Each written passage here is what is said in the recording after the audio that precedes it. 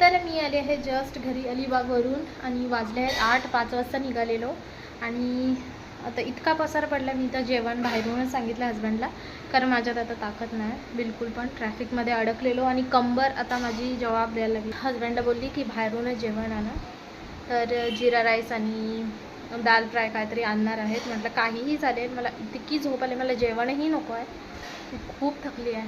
तिकडे तर तिकडेही थकली आहे. कामं शेवटी कामं तर करणंच आहे जिकडे जाऊ तिकडे. तर बस आता हे सर्व आवरावर करते. आणि मी झाड घेऊन आली होती झेंडूच्या फुलांचं आणि कढीपत्त्याचं, तर त्याचं दाखवते काय झालं आहे.